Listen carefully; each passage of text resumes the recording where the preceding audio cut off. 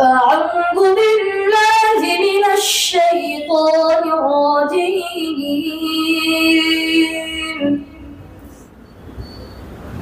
بسم الله الرحمن الرحيم. وإذ قال إبراهيم رب اجعل هذا البلد آمنا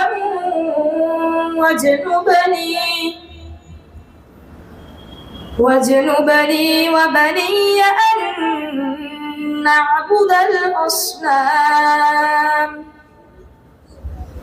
رب إنهن أضللن كثيرا من الناس فمن تبعني فإنه مني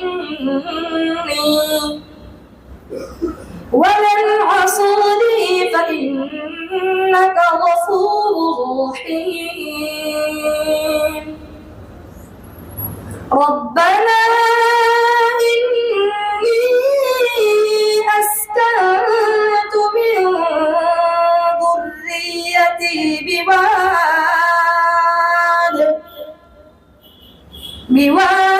غير ذي زرع عند بيتك المحرم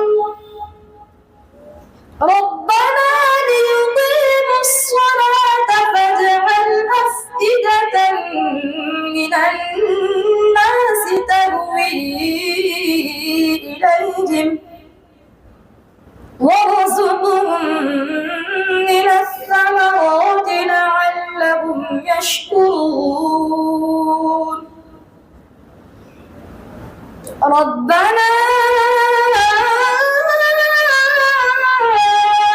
إنك تعلم ما نخفي وما نعلن وما يخفى على الله من شيء في الأرض ولا في السماء.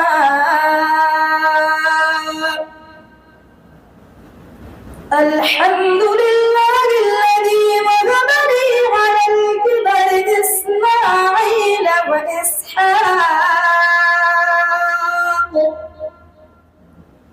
إن ربي لسميع الدعاء.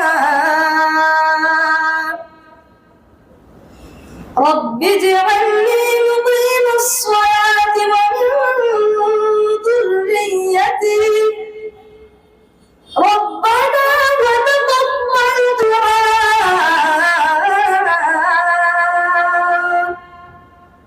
ربنا اغفر لي ولوالدي وللمؤمنين يوم يقوم الحساب.